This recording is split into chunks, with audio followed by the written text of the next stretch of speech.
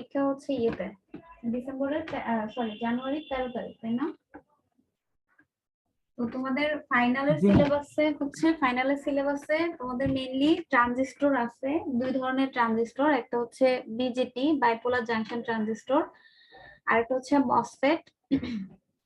তো ট্রানজিস্টর সম্পর্কে তো তোমরা জানো নাকি?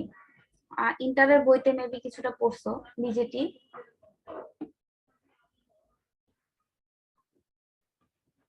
জানো?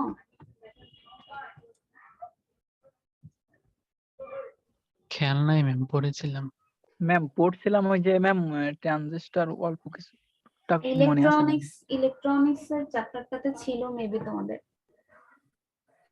ঠিক আছে? আচ্ছা, সমস্যা নাই। তো ট্রানজিস্টর হচ্ছে কি, যে মানে দুই ধরনের ট্রানজিস্টর আমরা পড়বো, একটা হচ্ছে বাইপোলার জাংশন ট্রানজিস্টর আর একটা মসফেট বা metal oxide semiconductor field effect transistor. তো সেটা মসফেটের পরেও আরো অনেক ধরনের ট্রানজিস্টর আসলে ইয়ে হয়েছে, যেমন মেসফেট, তারপরে হাই ইলেকট্রন মোবিলিটি ট্রানজিস্টর, তারপর pseudo high electron mobility transistor. এগুলো তোমাদের এই কোর্সে নাই, এই কোর্সে হচ্ছে বিজেটি আর মসফেট, মোটামুটি ফেট মসফেট, জেফেট মসফেট এগুলাই। তো ট্রানজিস্টর কি আসলে? ট্রানজিস্টরটা হচ্ছে আমরা যেমন ডায়োড পড়ছিলাম সেমিকন্ডাক্টর ডিভাইস দিয়ে, এটা দুইটা সেমিকন্ডাক্টর যেমন পি টাইপ আর এন টাইপ একসাথে জোড়া লাগালে ডায়োড তৈরি হয়। ট্রানজিস্টর যেটা হবে, ট্রানজিস্টর হচ্ছে আমরা যদি দুইটা ডায়োডকে একসাথে জোড়া লাগাই, একসাথে কানেক্ট করি, তখন যে ডিভাইসটা তৈরি হবে সেটা হবে ট্রানজিস্টর। এবং ট্রানজিস্টরের যেই একদম প্রিলিমিনারি যে ট্রানজিস্টরটা তৈরি করা হয়েছিল সেটাই হচ্ছে বাইপোলার জাংশন ট্রানজিস্টর। তো আমরা নরমালি ট্রানজিস্টর বলতেই বুঝবো হচ্ছে বিজেটির কথা বলা হচ্ছে, ঠিক আছে? Bipolar junction transistor. তো আমরা দেখবো এটার কনস্ট্রাকশন দেখবো, তারপরে ওয়ার্কিং কিভাবে কাজ করে সেটা দেখবো। প্রথমে বিজেটি কি যদি এটা বলতে হয়, আমরা ডায়োডে আমাদের দুইটা টার্মিনাল ছিল, একটা টার্মিনাল ছিল হচ্ছে কি পজিটিভ অ্যানোড, আরেকটা হচ্ছে ক্যাথোড, তাই না? দুইটা টার্মিনাল ছিল। এখন বিজেটিতে যেহেতু আমরা দুইটা ডায়োডকে একসাথে জোড়া লাগাচ্ছি, সো এখানে আমাদের টার্মিনাল হবে তিনটা। কিরকম টার্মিনাল হবে সেটা আমরা এরপরে দেখতে পাবো। যে এটা তাহলে আমাদের একটা 3 টার্মিনাল ডিভাইস, সেমিকন্ডাক্টর ডিভাইস। এবং বিজেটির মেইন কাজ হচ্ছে কি অ্যামপ্লিফিকেশন করা এবং সুইচিং করা, ঠিক আছে? ওর কাজ হচ্ছে অ্যামপ্লিফাই করা, ইনপুটের সিগন্যালটাকে অ্যামপ্লিফাই করা, এবং আরেকটা কাজ হচ্ছে সুইচ হিসেবে কাজ করবে, দ্যাট মিন্স অন অফ হিসেবে কাজ করবে। তো আমরা যখন বিজেটির আউটপুট ক্যারেক্টারিস্টিক্স কার্ভটা দেখবো তখন বুঝবো যে এটা আসলে কিভাবে অ্যামপ্লিফিকেশনে কাজ করে এবং কিভাবে সুইচ হিসেবে কাজ করে। যেমন আমাদের যেই ফিগারটা থাকবে আউটপুট ক্যারেক্টারিস্টিক্স এর, সেখানে তিনটা রিজিয়নে আমরা ভাগ করতে পারবো বিজেটির ক্যারেক্টারিস্টিক্সটাকে। তিনটা রিজিয়নের মধ্যে দুইটা রিজিয়ন, একটা রিজিয়নে বিজেটি ফুললি অফ অবস্থায় থাকে, মানে এটা কোনো কাজ করে না, আর আরেকটা রিজিয়নে ফুললি অন অবস্থায় থাকে। তো এই দুইটা রিজিয়ন বিজেটির সুইচ হিসেবে কাজ করবে, সুইচিং পারপাস যেটা, এই দুইটা রিজিয়নে যখন বিজেটি অপারেট করবে তখন সে সুইচ হিসেবে কাজ করবে। এবং আরেকটা রিজিয়ন আমরা পাবো যেখানে সে অ্যামপ্লিফিকেশনের কাজ করবে, ঠিক আছে? সো সেই রিজিয়নটা হচ্ছে আমাদের অ্যামপ্লিফিকেশন। যখন ওই রিজিয়নে বিজেটি কাজ করবে সেই রিজিয়ন, তখন আমাদের ওই ডিভাইসটা অ্যামপ্লিফাই করবে। ওটা আমরা যখন আউটপুট ক্যারেক্টারিস্টিক্স কার্ভ অবজার্ভ করব তখন দেখবো। আর আরেকটা স্পেশাল কোয়ালিটি হচ্ছে কি, যে বিজেটি হচ্ছে কারেন্ট কন্ট্রোল ডিভাইস। এগুলো কিন্তু খুব ইম্পর্টেন্ট কিছু ইনফরমেশন যেগুলো তোমাদের ভাইবার জন্য important. Current control device, that means বিজেটির আউটপুট সবসময় বিজেটির ইনপুট কারেন্টের উপর ডিপেন্ড করবে। এটা হচ্ছে একটা current control device, output always depend করবে ইনপুট কারেন্টের উপর, ঠিক আছে? তো এবার আমরা বিজেটি কনস্ট্রাকশনের দিকে যাব। কনস্ট্রাকশন জানার আগে আমাদের জানতে হবে যে বিজেটি কত ধরনের হতে পারে। একটা হচ্ছে আমাদের এনপিএন ট্রানজিস্টর, ট্রানজিস্টর বলতে বিজেটি বোঝাচ্ছে, এবং আরেকটা হচ্ছে পিএনপি ট্রানজিস্টর। তো এই যে টাইপটা বলা হয়েছে, এই টাইপটা হচ্ছে ডিপেন্ডিং অন যে ম্যাটেরিয়ালটা ইউজ করা হয়েছে, কি অ্যারেঞ্জমেন্টে ম্যাটেরিয়ালটা ইউজ করা হয়েছে ওটার উপর ডিপেন্ড করে এই টাইপসটা বলা হয়েছে যে এনপিএন এবং পিএনপি। দ্যাট মিনস একটা এন টাইপ ম্যাটেরিয়াল, তারপর একটা পি টাইপ ম্যাটেরিয়াল, এবং তারপর একটা এন টাইপ ম্যাটেরিয়ালের কানেকশনে আমরা যে ট্রানজিস্টরটা পাবো সেটা হচ্ছে এনপিএন ট্রানজিস্টর। এবং একটা পি টাইপ ম্যাটেরিয়াল, তারপর একটা এন টাইপ ম্যাটেরিয়াল, তারপর একটা পি টাইপ ম্যাটেরিয়াল যদি আমরা কানেক্ট করি তখন আমরা যে ট্রানজিস্টরটা পাবো সেটা হচ্ছে পিএনপি ট্রানজিস্টর, ঠিক আছে? তোমরা কি বুঝতেছো? কোনো সারা শব্দ নাই কেন? জি ম্যাম বুঝতেছি। জি ম্যাম। আচ্ছা ঠিক আছে, তারপর এখন আমরা দেখবো যে এগুলো আমরা দেখতে কেমন বা এগুলো আমরা কিভাবে কনস্ট্রাক্ট করতে পারি।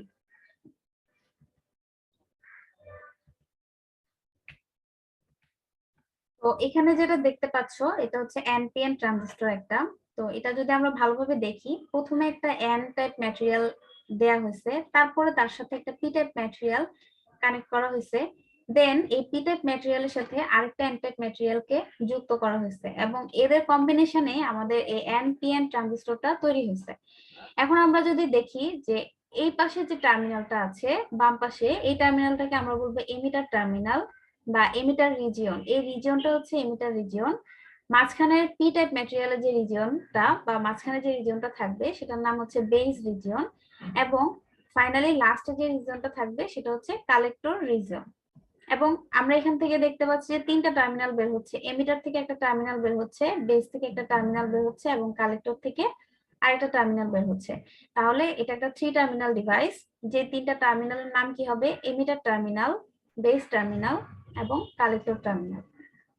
ঠিক আছে, এখন আমরা যদি আরেকটু ভালোভাবে খেয়াল করি, মানে এগুলোর নামগুলো কিন্তু মনে রাখতে হবে তোমাদের, এমিটার, বেস, কালেক্টর। তো এখন আমরা যদি এখানে একটু খেয়াল করি যে এই দুইটা এন টাইপ ম্যাটেরিয়ালের মধ্যে এই পাশে যে ম্যাটেরিয়ালটা এটা কিন্তু এটা হচ্ছে বড়, তাই না? কালেক্টরের যে এন টাইপ ম্যাটেরিয়ালটা তার সারফেস এরিয়াটা এমিটারের এন টাইপ ম্যাটেরিয়ালের চেয়ে বড়। হ্যাঁ, তো এটাকে বড় কেন রাখা হয়েছে? এটার কারণ হচ্ছে আমাদের ট্রানজিস্টরের, যেহেতু আমরা এটা একটা সেমিকন্ডাক্টর ডিভাইস এবং আমাদের কাজ হবে এর মধ্যে দিয়ে ইলেকট্রন ফ্লো করানো বা কারেন্টটা পাস করানো, এই দুইটা জাংশনকে ভেদ করে। এখানে দুইটা জাংশন, এটা একটা এমিটার বেস জাংশন, এটা একটা জাংশন যেটা হচ্ছে কালেক্টর টু বেস জাংশন। হ্যাঁ, এটা বুঝতেছো তো? দুইটা জাংশন, কিন্তু জাংশন মানে হচ্ছে পি টাইপ আর এন টাইপ ম্যাটেরিয়াল যেখানে মিলিত হচ্ছে। ঠিক আছে, এখানে একটা জাংশন, এখানে একটা জাংশন। তাহলে এই দুইটা জাংশন আছে এবং আমাদের কাজ হচ্ছে এই দুটো জাংশন ভেদ করে আমাদের কারেন্টটাকে ফ্লো করানো। তোমরা কি শুনতে পাচ্ছ? ম্যাম এতক্ষণ শোনা যায়নি ম্যাম। আচ্ছা ঠিক আছে, দেখো কতটুকু শুনছো এদিকে? কালেক্টরটা একটু বড় থাকে ম্যাম, এতটুকু শুনছি। আচ্ছা, তো আমাদের রেকর্ডিং হচ্ছে তো না? জি ম্যাম। আচ্ছা, তো কালেক্টরটা বড় থাকার কারণ হচ্ছে কি, যে আমরা আমাদের তো মানে এইটা একটা ডিভাইস যার মধ্যে দিয়ে আমরা কারেন্টটাকে ফ্লো করাবো। হ্যাঁ, তো কারেন্টটা ফ্লো করার জন্য এখানে দুইটা জাংশন আছে। দেখো এই পাশে একটা জাংশন, জাংশন মানে হচ্ছে যেই জায়গাটাতে পি টাইপ এবং এন টাইপ ম্যাটেরিয়াল মিলিত হবে, এখানে একটা জাংশন আছে এবং এখানে একটা জাংশন আছে। এই দুটো জাংশনকে ক্রস করে আমরা এই ডিভাইসের মধ্যে দিয়ে কারেন্ট ফ্লো করাবো, এটাই তো আমাদের উদ্দেশ্য। তো কারেন্ট ফ্লো করানোর জন্য ইলেকট্রনই তো আমরা ফ্লো করাবো। তো ইলেকট্রন যে সাপ্লাই দিবে, ইলেকট্রন সাপ্লাই মেইনলি ইলেকট্রনের সাপ্লাই হবে এমিটার থেকে, এমিটার থেকে সাপ্লাই হবে এবং এমিটার থেকে ইলেকট্রন গুলা পি টাইপ ম্যাটেরিয়াল হয়ে বেস হয়ে কালেক্টরে যাবে। মানে ইলেকট্রন গুলো কালেক্ট করবে হচ্ছে কালেক্টর। ঠিক আছে, কালেক্টরে যাবে। তো কালেক্টরে আমাদের কি ইলেকট্রনের পরিমাণ অনেক বেড়ে যাবে, এই জন্য কালেক্টরটাকে সাইজে বড় রাখা হয়, কারণ যখন এখানে অনেক বেশি ইলেকট্রন থাকবে তখন এখানে কি হবে, গরম হয়ে যাবে কালেক্টরটা। তো এই জন্য সে যাতে হিট ডিসিপেশন করতে পারে বেশি, সেজন্য এখানে সারফেস এরিয়াটা বড় রাখা হয় কালেক্টরের।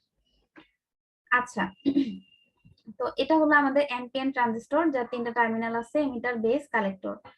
এবার আমরা যদি পিএনপি ট্রানজিস্টরটা দেখি, আচ্ছা আমাদের পিএনপি ট্রানজিস্টর সেম প্রসিডিউর, সবকিছু সেম, জাস্ট আমাদের এখানে এন টাইপের জায়গায় আমি পি টাইপ দিব, মাঝখানে এন টাইপ দিব, এই পাশে পি টাইপ দিব। ঠিক আছে, তারপরে এই পাশেরটা আমাদের এমিটার টার্মিনাল, এই পাশেরটা কালেক্টর, এখানে বেস। ডিফারেন্স হচ্ছে কি, এনপিএন ট্রানজিস্টরে আমাদের যে কারেন্টটা ফ্লো হবে সেই কারেন্টটা মেইনলি হবে কিসের দ্বারা? ইলেকট্রনের দ্বারা। যেহেতু এখানে আমাদের সাপ্লাইয়ার হচ্ছে এন টাইপ ম্যাটেরিয়াল, সো সে আমাদেরকে ইলেকট্রন সাপ্লাই দিবে এবং ইলেকট্রনের দ্বারা এখানে মেইনলি কারেন্টটা ফ্লো হবে। এবং পি টাইপ পিএনপি ট্রানজিস্টরে যেটা হবে, P type material hole supply দিবে। পি টাইপ ম্যাটেরিয়ালের মেজরিটি ক্যারিয়ার কি বলতো? হোল, তাই না? জি ম্যাম। তো P type material hole supply দিবে, হোল সাপ্লাই দেওয়ার কারণে এখানে হোলের মাধ্যমে ইলেকট্রিসিটিটা ফ্লো হবে। সো এটাই ডিফারেন্স আর কি এনপিএন আর পিএনপি এর মধ্যে দিয়ে। আর কারেন্টের ডিরেকশনটা উল্টা দিকে হবে, একটা আরেকটার বিপরীত দিকে। আচ্ছা, আর তারপরে এখন যদি আমরা এনপিএন এবং পিএনপি এর সিম্বলিক রিপ্রেজেন্টেশনটা দেখি। এনপিএন ট্রানজিস্টর হচ্ছে এটা, এই সিম্বলটা দেখছো তোমরা আগে কখনো? ম্যাম জি ম্যাম, দেখছি ম্যাম। হ্যাঁ, এটা হচ্ছে আমাদের এনপিএন ট্রানজিস্টরের সিম্বল। দেখো ট্রানজিস্টর এভাবে আঁকতে হয়, এখানে একটা বার, এটা হচ্ছে আমাদের, এই বারে দিয়ে হচ্ছে বেসটা, আর দুই পাশে যে দুইটা টার্মিনাল যাবে, একটা কালেক্টর একটা এমিটার, এবং অবশ্যই এমিটার টার্মিনালটা যেদিকে আছে সেদিকে তীর চিহ্নটা দিতে হবে। তীর চিহ্ন কি? তীর চিহ্ন হচ্ছে কারেন্টের ডিরেকশন, কারেন্টের ডিরেকশনটা ইন্ডিকেট করে, মানে কারেন্টটা কোন দিকে যাচ্ছে। এই তীর চিহ্নর সিগনিফিকেন্স তুমি এরপরে, মানে এখন যখন আমি ইয়েটা পড়াবো যে কিভাবে কাজ করে, তখন বুঝতে পারবা যে কারেন্টটা কি এমিটার থেকে বের হয়ে যাচ্ছে, এটা কিভাবে হচ্ছে সেটা আমি দেখাবো। ঠিক আছে? সো এনপিএন ট্রানজিস্টরের ক্ষেত্রে তীর চিহ্নটা হচ্ছে এমিটার দিকে, মানে এমিটার থেকে বের হয়ে যাচ্ছে, এমিটার টার্মিনাল দিয়ে কারেন্টটা বের হয়ে যাচ্ছে কালেক্টর থেকে এমিটারের দিকে। আর পিএনপি ট্রানজিস্টরে হচ্ছে এমিটার থেকে কালেক্টরের দিকে, মানে এমিটারের থেকে ডিভাইসটার মধ্যে দিয়ে কারেন্টটা ঢুকতেছে, এরকম একটা কন্ডিশনে থাকবে। আচ্ছা, তাহলে আমরা তো এনপিএন ট্রানজিস্টর দেখলাম, সিম্বল দেখলাম, এবার আমরা দেখবো ওয়ার্কিং প্রিন্সিপাল।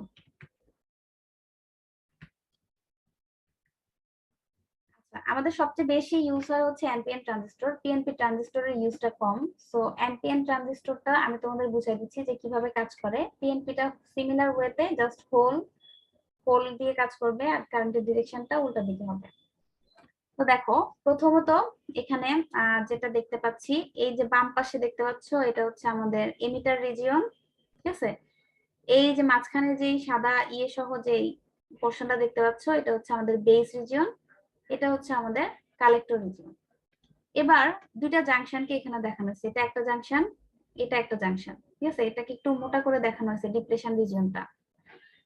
সো আর এখানে যে কালো গোল গোল এগুলো দেখতে পাচ্ছ, এগুলো হচ্ছে এন রিজিয়নের ইলেকট্রন গুলা, আর এখানে সাদা গুলো হচ্ছে কি হোল। যেহেতু এটা হচ্ছে কি P type material, P type ম্যাটেরিয়ালের মেজরিটি ক্যারিয়ার কি হোল, তাই পি টাইপ ম্যাটেরিয়ালের মধ্যে হোল থাকবে, এন টাইপ ম্যাটেরিয়ালের মধ্যে ইলেকট্রন আছে, মানে মেজরিটি ক্যারিয়ার গুলাকে দেখানো হয়েছে। এখন দেখো, আর এটা তো আমাদের বেস, বেজের সাথে এমিটারকে কানেক্ট করে দিছি, বেজের সাথে কালেক্টরকে কানেক্ট করে দিছি। তাহলে এটা কোন ধরনের কনফিগারেশন হলো? Common base configuration. ঠিক আছে? কমন বেস মানে বেসকে দুইটা টার্মিনালের সাথে কানেক্ট করব, বেসটা কমন থাকবে, একটা হবে আমার ইনপুট আর একটা হবে আমার আউটপুট। ঠিক আছে? এটা মনে রাখবা, আমরা দুই ধরনের কনফিগারেশন দেখবো, কমন বেস, কমন এমিটার। মানে কমন যেটা থাকবে সেটা হচ্ছে দুইটার সাথেই কমন থাকবে, তার মধ্যে একটা হবে ইনপুট আর একটা হবে আউটপুট। এবং কালেক্টরকে কখনো ইনপুটে রাখবে না, কালেক্টর সবসময় আউটপুটে থাকে, এটা মনে রাখলেই হবে। সো কমন বেস কনফিগারেশনের জন্য তাহলে আমাদের ইনপুট হচ্ছে এমিটার আর আউটপুট হচ্ছে কালেক্টর। সো প্রথমত যেটা করতে হবে, আমরা এখন এক্সটার্নাল পোটেনশিয়াল অ্যাপ্লাই করব, মানে এই ডিভাইসের মধ্যে কারেন্ট ফ্লো করাবো। কারেন্ট ফ্লো করানোর জন্য কি করতে হবে? আমাদেরকে ভোল্টেজ অ্যাপ্লাই করতে হবে। তো ভোল্টেজ অ্যাপ্লাই করলাম। আমাদের একটা ট্রানজিস্টরকে যদি সঠিকভাবে তুমি অপারেট করতে চাও, তাহলে তোমার ট্রানজিস্টরের ইনপুটে অবশ্যই ফরওয়ার্ড বায়াস দিতে হবে এবং আউটপুটে রিভার্স বায়াস দিতে হবে ফর বিজেটি। হ্যাঁ, বিজেটির জন্য ইনপুটে অবশ্যই ফরওয়ার্ড বায়াস দিতে হবে, আউটপুটে রিভার্স বায়াস দিতে হবে। তাহলে একটা ট্রানজিস্টর, মানে ট্রানজিস্টরের ভিতর দিয়ে কারেন্টটা ফ্লো হবে। আর নরমালি আমরা ডায়োডের ক্ষেত্রে কি জানি, ডায়োডে হচ্ছে ফরওয়ার্ড বায়াস দিতে হবে, ফরওয়ার্ড বায়াস দিলে এটা আমাদের অন হবে, রিভার্স বায়াস দিলে অফ হবে। যেহেতু ডায়োডের একটাই ছিল ডিপ্লেশন রিজিয়ন, একটাই জাংশন ছিল, এখন আমাদের জাংশন দুইটা, একটাকে ইনপুট বানাবো আর একটাকে আউটপুট বানাবো, এবং ইনপুট জাংশনে সবসময় আমরা ফরওয়ার্ড বায়াস দিব এবং আউটপুটে রিভার্স বায়াস দিব বিজেটির জন্য। ঠিক আছে? তো এখন আমরা কি করলাম, এন রিজিয়ন, ইনপুটে আমি ফরওয়ার্ড বায়াস দিব, তাহলে এন এর সাথে ব্যাটারির নেগেটিভ টার্মিনাল কানেক্ট করলাম আর পজিটিভটা এদিকে কানেক্ট করলাম। আর এই পাশের এন, এই পাশের এটা হচ্ছে আমাদের আউটপুট, আউটপুটকে আমরা কি করব রিভার্স বায়াস, তাহলে এন এর সাথে দিব, নেগেটিভের সাথে দিব পজিটিভ টার্মিনাল ব্যাটারির, এবং ব্যাটারির নেগেটিভ টার্মিনালটাকে গ্রাউন্ড করব। ঠিক আছে? আমাদের বায়াসিং হয়েছে। এখন এই বায়াসিং কনফিগারেশন দ্বারা কিভাবে কারেন্ট ফ্লো হয় আমরা সেটা দেখব। প্রথমত আমরা আসি, এখানে আছে কি নেগেটিভ, এখানে আছে কি নেগেটিভ ইলেকট্রন, একটা কি করবে, রিপালশন হবে এখানে, তাই না? বিকর্ষণ করবে। একটা আরেকটাকে বিকর্ষণ করলে এই ইলেকট্রন গুলো কোথায় যেতে চাইবে? এই জাংশনটা ক্রস করে এই পাশে যেতে চাইবে, এবং এই জাংশনটা সে কখন ক্রস করতে পারবে? যখন এই জাংশনের যে ডিপ্রেশন রিজিয়নের যে ব্যারিয়ার পটেনশিয়ালের সমান পটেনশিয়াল তুমি যখন এখানে দিবা, তখন সে এটাকে ক্রস করে এই পাশে যেতে পারবে, তাই না? বুঝতেছো?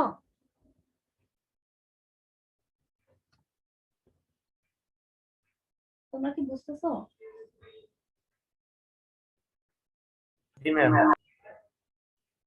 আচ্ছা, তো আচ্ছা, এই ইলেকট্রন গুলো এখন এদিকে আসবে, বাট যেখানে যাচ্ছে সে হচ্ছে একটা পি টাইপ ম্যাটেরিয়াল। সো এই ম্যাটেরিয়ালের মেজরিটি ক্যারিয়ার হচ্ছে হোল। সে হচ্ছে ইলেকট্রন আসতেছে, ইলেকট্রন যদি হোলের কাছে আসে সে কি হয়ে যাবে? রিকম্বাইন হয়ে যাবে না? রিকম্বাইন হয়ে যাবে, তাই না?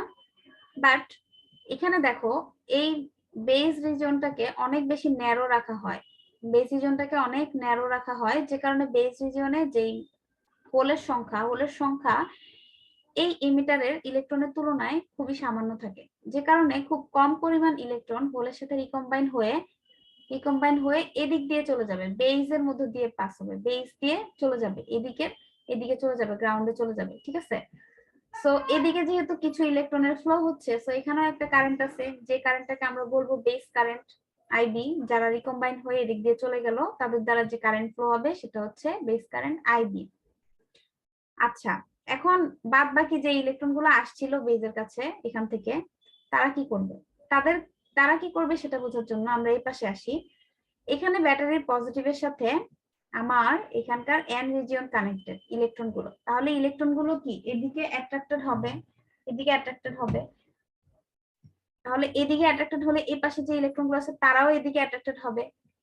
তারা কখন এই ব্যারিয়ারটা ক্রস করে চলে আসতে পারবে? যখন এখানে এই এই ব্যারিয়ার পটেনশিয়ালের সমান বা তার চেয়ে বেশি পটেনশিয়াল এখানে দেওয়া হবে, তখন এখানে যে ইলেকট্রন গুলো এমিটার থেকে আসছিল তারাও এই পাশে এই ব্যারিয়ারটা, এই জাংশনটা ক্রস করে এখানে চলে আসবে, ফলে তারাও এদিকে আসতে, এই যে ব্যাটারি এই পজিটিভের দিকে অ্যাট্রাক্টেড হয়ে এদিকে আসবে।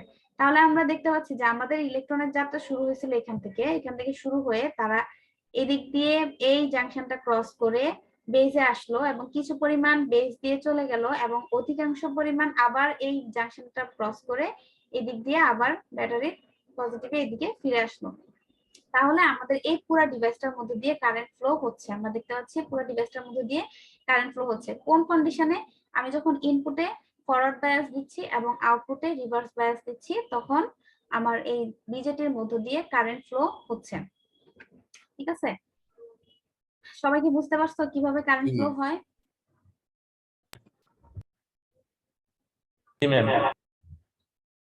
আচ্ছা, তো এটা হচ্ছে আমাদের এনপিএন ট্রানজিস্টর। এখন আমরা যদি একটু ভালোভাবে খেয়াল করি, এই যে ট্রানজিস্টরের কারেন্ট, আমরা ইলেকট্রন তো বুঝলাম এদিক দিয়ে গিয়ে এখানে ফিরে আসলো, তাহলে কারেন্টের ডিরেকশন কোন দিকে হবে? কারেন্টের ডিরেকশন উল্টা দিকে হবে না? এদিকে হবে, অ্যান্টি ক্লকওয়াইজ হবে কারেন্টের ডিরেকশন, তাই না? হ্যাঁ, তাহলে এখানে আমরা যে ডিরেকশন দেয়া আছে, দেখো আইসি কালেক্টর কারেন্টটা ঢুকতেছে ডিভাইসের মধ্যে দিয়ে, এমিটার কারেন্টটা বের হয়ে যাচ্ছে, এবং বেস কারেন্টটাও ঢুকতেছে। তাহলে আমরা এখানে কি বলতে পারি? একটা ডিভাইসের মধ্যে, এটাকে যদি তুমি একটা নোড চিন্তা করো, এই নোডের মধ্যে দুইটা কারেন্ট ঢুকতেছে, একটা কারেন্ট বের হয়ে যাচ্ছে। তাহলে আমরা বলতে পারি এমিটার কারেন্টটা বেস কারেন্ট এবং কালেক্টর কারেন্টের যোগফলের সমান। আচ্ছা, এখানে আরো কিছু ইস্যু আছে, যে এই যে বেস কারেন্টটা, আমাদের যে এমিটার কারেন্ট, যেটা আমাদের অ্যাকচুয়ালি মানে যোগফল, যেটা এমিটার কারেন্ট হচ্ছে মিলি অ্যাম্পিয়ারে থাকে, হ্যাঁ?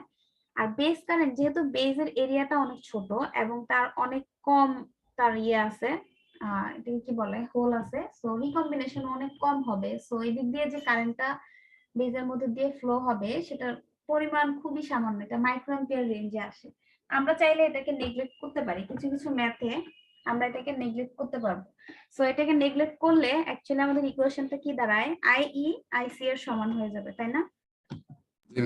আইই এর ভ্যালু আইসি এর প্রায় সমান হয়ে যাবে। আচ্ছা, ঠিক আছে, এটা আরেকটা এখানে রিকম্বিনেশনটা দেখানো হয়েছে আর কি, যে যে ইলেকট্রন গুলো এখানে আসলো কয়েকটা এখানে রিকম্বাইন হবে, বাকিগুলো সব এই পাশে চলে আসবে, আবার এদিক দিয়ে আমাদের ফ্লো হবে কারেন্ট।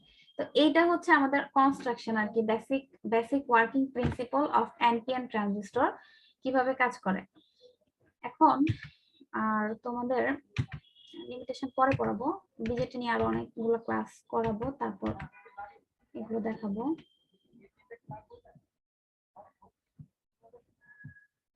আচ্ছা, এবার আমি একটু হোয়াইট বোর্ডটা ইয়ে করি।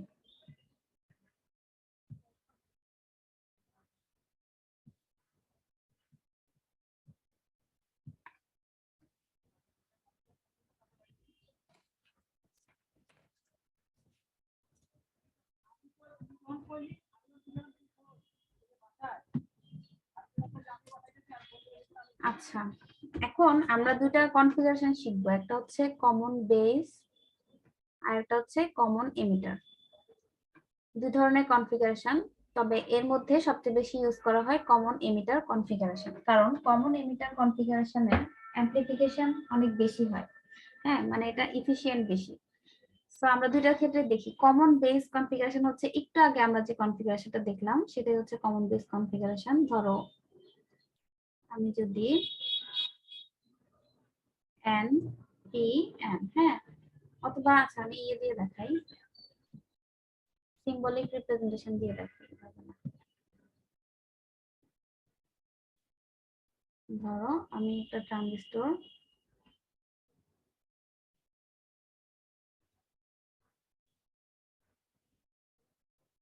এটা হচ্ছে আমাদের বেসকে কমন করব, এটা হচ্ছে কালেক্টর, এটা হচ্ছে এমিটর, এটা এনপিএন ট্রানজিস্টর, এজন্য তীর চিহ্ন বাইরের দিকে। আচ্ছা, ও তীর চিহ্নের ব্যাপারটা তো দেখালাম না, আচ্ছা দেখাচ্ছি। তো এমিটার আর এটা হচ্ছে, তো আমরা কি করব, বেসকে কমন করব কালেক্টরের সাথে এবং এমিটারের সাথে, ঠিক আছে। তো বেসকে একবার হচ্ছে এমিটারের সাথে যদি করি তখন কি হবে, এটা ফরওয়ার্ড বায়াস করতে হবে। হ্যাঁ, এটা হচ্ছে এন পি এন, হ্যাঁ, এইদিকে করব ফরওয়ার্ড বায়াস, তার মানে হচ্ছে নেগেটিভ পজিটিভ। আর বেসকে আবার কালেক্টরের সাথে কমন করব এবং এখানে কি করব, রিভার্স বায়াস, যেটা আউটপুট, ঠিক আছে। এটা হচ্ছে আমাদের, তাহলে এই ভোল্টেজটার নাম কি দিব, এই ভোল্টেজটা কার কার মধ্যে ভোল্টেজ, কালেক্টর এবং বেজের মধ্যে বেশ ভোল্টেজ। জি ম্যাম। তাহলে V C B, B collector to base, এবং এই ভোল্টেজটা হচ্ছে কি এমিটার আর বেজের বেশ মাঝখানে, V BE, base to emitter voltage. এবার তাহলে আমাদের এখানকার যে কারেন্টটা সেটা হচ্ছে আমাদের এমিটার কারেন্ট আইই, এদিকে যে কারেন্টটা সেটা হচ্ছে কালেক্টর কারেন্ট আইসি, এবং এদিকে যে কারেন্টটা সেটা হচ্ছে বেস কারেন্ট আইবি। তাহলে এই ক্ষেত্রে আমাদের বলতো ইনপুট ভোল্টেজটা কোনটা, কমন বেস কনফিগারেশনের জন্য ইনপুট ভোল্টেজ কোনটা, যেটা কমন সেটাকে বাদ দিয়ে কালেক্টরকে আউটপুটে রাখবা, বাদ বাকিটা ইনপুটে থাকবে। তাহলে ইনপুট ভোল্টেজ কোনটা বলতো এখানে, হ্যাঁ গুড, ভিবিই। তারপরে ইনপুট কারেন্ট কোনটা, I IE. Output voltage BCB VCB. Output current আইসি।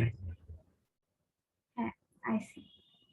আচ্ছা, তাহলে আমি একটা কমন এমিটার কনফিগারেশন দেখাই, এটা তো পারছো মোটামুটি। আমাদের বেস, কালেক্টর, এমিটার। আচ্ছা, এবার কমন এমিটারকে একবার বেজের সাথে, এমিটারকে একবার কালেক্টরের সাথে। তাহলে বেজের সাথে করব, যেহেতু কালেক্টরকে যেহেতু আউটপুটে রাখবো, বেসকে যেহেতু ইনপুটে রাখবো, সো ইনপুটে আমরা কি করব, ফরওয়ার্ড বায়াস করব, এন পি এন। তাহলে ফরওয়ার্ড বায়াস করার সময় এমিটারের কথা চিন্তা করব না, এমিটার তো কমন, যে এখানে আছে বেস আছে, বেসকে ফরওয়ার্ড, বেস হচ্ছে কি পি টাইপকে ফরওয়ার্ড বায়াস করতে হলে এখানে কি দিতে হবে, প্লাস মাইনাস কানেকশন দিলাম। এরপরে কালেক্টর টু এমিটার, কালেক্টরকে রাখলাম আউটপুটে, আউটপুটকে কি করতে হবে, রিভার্স বায়াস করতে হবে সব সময়। রিভার্স বায়াস, এন টাইপকে রিভার্স বায়াস করতে হলে কি করতে হবে, প্লাস মাইনাস।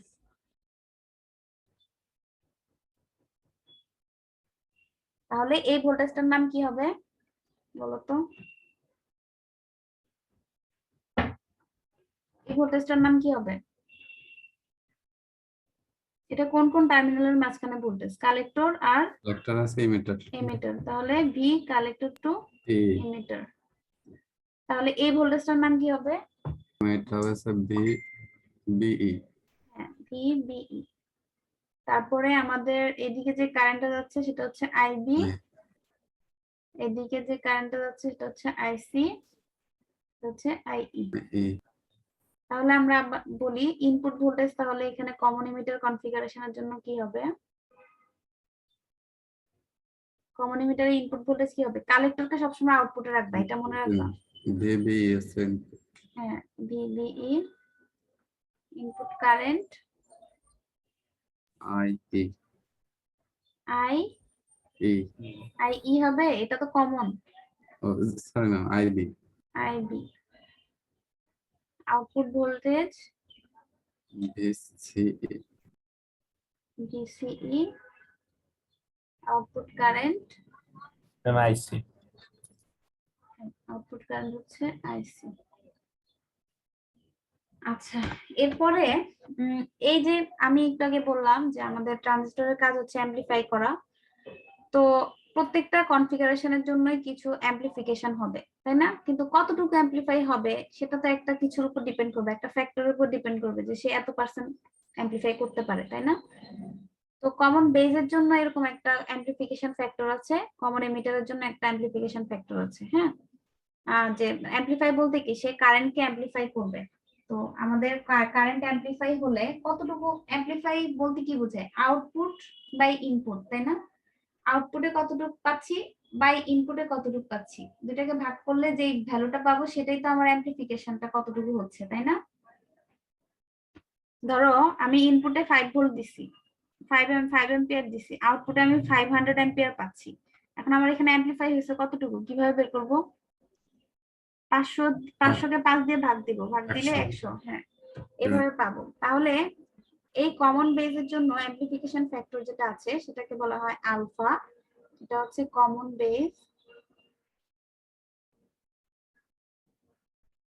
অ্যামপ্লিফিকেশন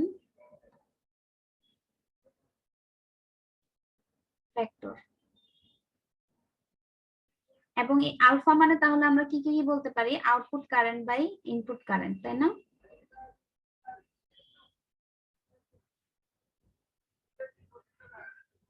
এখানে আউটপুট কারেন্ট কত বলতো? কমন বেজের জন্য আউটপুট কারেন্ট কি? আইসি, তাই না? আর ইনপুট কারেন্ট কি? IE. আইই। তাহলে আমরা একটা ইকুয়েশন পাইলাম যে alpha equals to IC by IE. খুবই ইম্পর্টেন্ট, এটা মনে রাখতে হবে, এগুলা ম্যাথের জন্য লাগবে।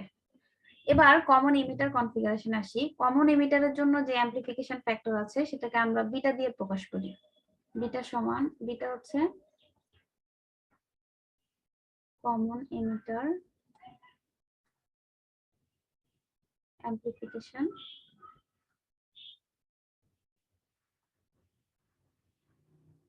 ফ্যাক্টর। এবং এই ক্ষেত্রে আউটপুট কারেন্ট বা ইনপুট কারেন্ট কি হবে বলতো? এখানে আউটপুট কারেন্ট আছে IC আর ইনপুট আছে IB. আইবি। হ্যাঁ, তাহলে আমরা এখান থেকে পাচ্ছি যে বিটা সমান আইসি বাই আইবি। এখন তোমাদের কাজ হচ্ছে এই আলফা আর বিটার মধ্যে সম্পর্ক বের করো তো। মানে আলফাকে বিটা দিয়ে প্রকাশ করো বা বিটাকে আলফা দিয়ে প্রকাশ করো, এটা তোমাদের হোমওয়ার্ক, ঠিক আছে? আলফাকে বিটা দিয়ে প্রকাশ করবা, বিটাকে আলফা দিয়ে প্রকাশ করবা। এটা জি কেন ম্যাম। লাগে? কেন লাগে? কারণ মাঝে মাঝে ধরো আমাদের তো কমন এমিটার কনফিগারেশনটাই বেশি পপুলার, কমন এমিটারই দিবে কিন্তু তোমাকে প্রশ্নে ভ্যালু দিয়ে রাখবে আলফার। তোমাকে আলফার ভ্যালু দিতে তুমি এটা বের করতে পারবে না, তোমার লাগবে কিসের ভ্যালু? বিটার ভ্যালু লাগবে, তাই না? তো তুমি যদি আলফা ভ্যালু দেয়া থাকে এবং এমন একটা সম্পর্ক তুমি যদি জানো যে আলফা থেকে বিটা বের করা যায়, তাহলে তুমি সহজেই বিটার ভ্যালু বের করে ফেলতে পারবা, তাই না? তো এটা করবা। আর আমরা পাইলাম হচ্ছে কি আলফা সমান আইসি বাই আইই আর বিটা সমান হচ্ছে আইসি বাই আইবি।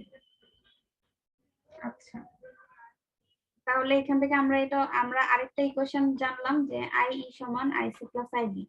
এই তিনটা ইকুয়েশন খুব ভালোভাবে মনে রাখবা, তিনটা খুব বেশি লাগবে আর কি ম্যাথে। হ্যাঁ, আর আমরা বলছিলাম যে যদি বেস কারেন্টের ভ্যালু অনেক কম হয়ে যায় তাহলে আমরা এটাকে এইভাবে লিখতে পারি, আইই সমান আইসি, তাই না?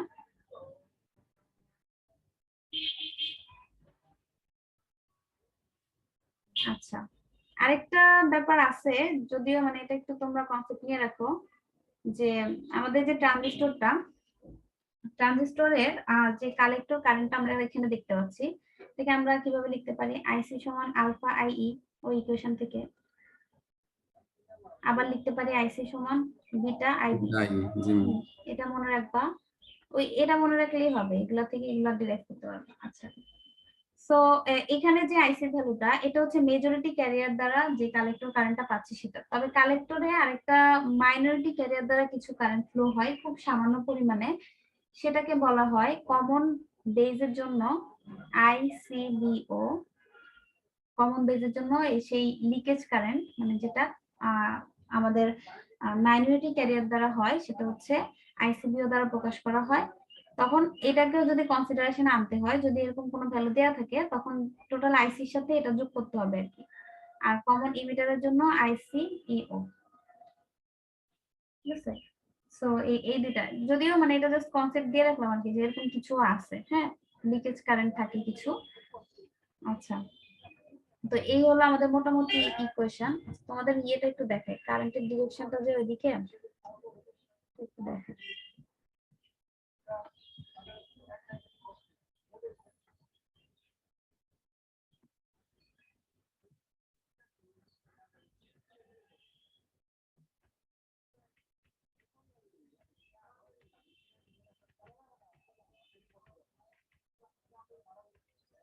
আচ্ছা দেখো, ওই যে আমরা যে এনপিএন ট্রানজিস্টরে যে দেখলাম যে ইমিটার, ঠিক ইমিটারের বাইরের দিকে তীর চিহ্নটা, এটার কারণ হচ্ছে কি, দেখো এখানে যে কারেন্টের ফ্লো হচ্ছে কি, ইমিটার থেকে কারেন্টটা বের হয়ে যাচ্ছে আর বাকি দুটো কিন্তু ঢুকতেছে, তাই না? ম্যাম এই জন্য এনপিএন ট্রানজিস্টরের যে তীর চিহ্নটা সেটা বাইরের দিকে, ইমিটার থেকে বাইরের দিকে, ইমিটার থেকে বের হয়ে যাচ্ছে টাইপের। আর পিএনপি ট্রানজিস্টর হচ্ছে ইমিটারের দিকে ঢুকতেছে এরকম টাইপের, ঠিক আছে? এই ডিরেকশনটা হচ্ছে এই কারেন্টের ডিরেকশন থেকে আসছিল। আচ্ছা, যাই।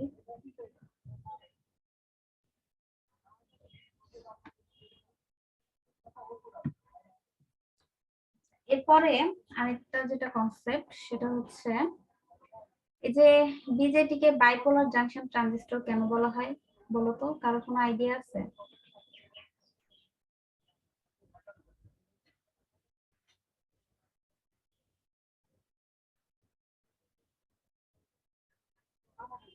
বাইপোলার কেন বলা হয় বলো তো, বাইপোলার দিয়ে কি বুঝো?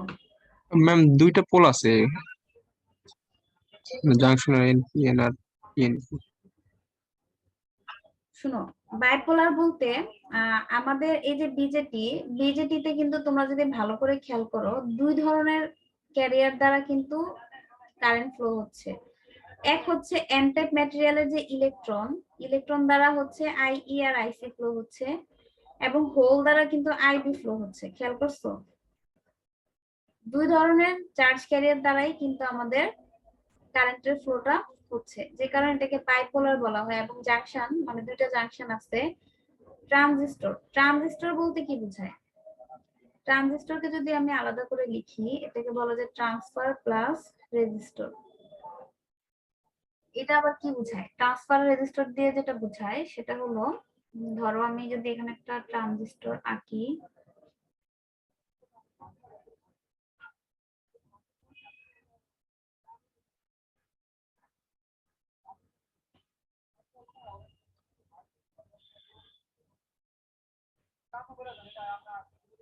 এটা হচ্ছে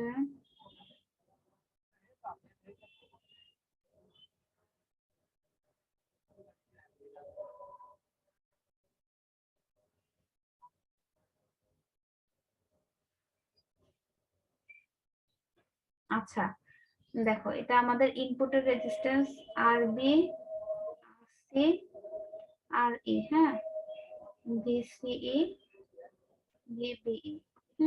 দেখো আমি বলছিলাম যে ট্রানজিস্টর হচ্ছে কি ইনপুটটা ফরওয়ার্ড বায়াস থাকে, মানে এই জায়গাটা ফরওয়ার্ড বায়াস এবং এই জায়গাটা রিভার্স বায়াস। তো ইনপুটে যেহেতু ফরওয়ার্ড বায়াস থাকলে তার যে ইন্টারনাল রেজিস্ট্যান্সের ভ্যালু কি কম হবে নাকি বেশি হবে?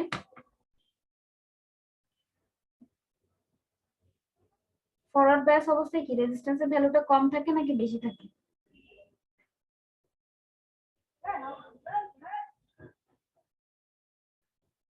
তোমরা কি শুনতেছো? জি ম্যাম। ফরওয়ার্ড বায়াস হলে এখানে রেজিস্ট্যান্সটা কম হয় নাকি বেশি হয়? কম হয়। হ্যাঁ, রেজিস্ট্যান্স কম হয়। আর এখানে যেহেতু রিভার্স বায়াস তাহলে এই রেজিস্ট্যান্সের ভ্যালুটা কি হবে? হাই ভ্যালু, তাই না? হাই রেজিস্ট্যান্সের ভ্যালু, আর এটা হচ্ছে লো। এখন যেটা করতেছে এই যে ট্রানজিস্টরটা যে কাজটা করতেছে, লো রেজিস্ট্যান্সের একটা পাথ থেকে কারেন্ট হাই রেজিস্ট্যান্সের একটা পাথে ট্রান্সফার করতেছে, এই জন্য এটার নামটা হচ্ছে ট্রানজিস্টর। মানে সে হচ্ছে লো রেজিস্ট্যান্সের একটা পাথ থেকে কারেন্টটাকে হাই রেজিস্ট্যান্সের একটা পাথে ট্রান্সফার করতেছে। এবং সে অ্যাম্পলিফাইটা কিভাবে করতেছে দেখো, ধরো এখানে আমার ভোল্টেজ ড্রপটা যদি আমি বের করি, ধরো এখানে 5 এম্পিয়ার কারেন্ট ফ্লো হচ্ছে, এখানে রেজিস্ট্যান্সের ভ্যালু যেহেতু কম আমি ধরলাম এখানে 5 ওহমের একটা রেজিস্ট্যান্স এবং এখানে 500 ওহমের একটা রেজিস্ট্যান্স, এবং কারেন্টের ভ্যালু আমি একই ধরলাম, ধরো 5 এম্পিয়ার। ওকে, যদিও এটা এরকম না, বেজে তো অনেক কম কারেন্ট ফ্লো হয়। বেজের কারেন্টটা এটা ধরো এটাকে কি ধরা যায়, এটাকে মিলি অ্যাম্পিয়ার ধরা যায় যদি এটাকে অ্যাম্পিয়ার ধরি, যদিও বেজের কারেন্টটা মাইক্রো অ্যাম্পিয়ার রেঞ্জে থাকে আর এটা মিলি অ্যাম্পিয়ারে আছে। সো এখন তুমি যদি এখানে বের করতে চাও যে ভোল্টেজ ড্রপটা কত হচ্ছে ইনপুটে হচ্ছে কত হবে, 5 5 25, হ্যাঁ 5 5 25 মিলি ভোল্ট, হ্যাঁ।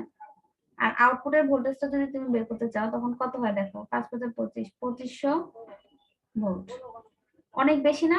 আউটপুটে কিন্তু আমি অনেক হাই ভোল্টেজ পাচ্ছি। মানে আউটপুটে কিভাবে পাচ্ছি বলতে কি বোঝাচ্ছে, আউটপুটের যে রেজিস্ট্যান্সটা আছে সেটাই তো আমার লোড, সেটার অ্যাক্রসে আমি কাউন্ট করব। সো সেটার অ্যাক্রসে অনেক মানে ভোল্টেজ অনেক বেশি পাচ্ছি আমি। সো এই অ্যাম্পলিফিকেশনটা হচ্ছে এই কাজটাই আর কি, যে ট্রান্সফার রেজিস্টর বলা হয়েছে কারণ লো রেজিস্ট্যান্সের একটা পাথ থেকে আমার সিগন্যালটাকে হাই রেজিস্ট্যান্সের একটা পাথে ট্রান্সফার করে, এই জন্য এটাকে ট্রানজিস্টর বলা হয়। এবং সে তার অ্যাম্পলিফিকেশনটা এভাবে করে আর কি, তুমি যদি এখানে ছোট একটা ভোল্টেজ সেটা অ্যাম্পলিফাই হয়ে এখানে অনেক বড় ভোল্টেজে কনভার্ট হয়। সিমিলারলি তুমি উল্টা দিক থেকেও চিন্তা করতে পারো, কারেন্টের দিক থেকেও চিন্তা করতে পারো। কারেন্ট যদি মেজার করতে চাও ভোল্টেজ দিয়ে, তখন দেখবা যে এখানে অনেক বড় ভ্যালুর একটা কারেন্ট পাচ্ছ, এখানে একটা ছোট ভ্যালুর কারেন্ট, সো কারেন্টটাও অ্যাম্পলিফাই হচ্ছে। ঠিক আছে, বুঝছো সবাই?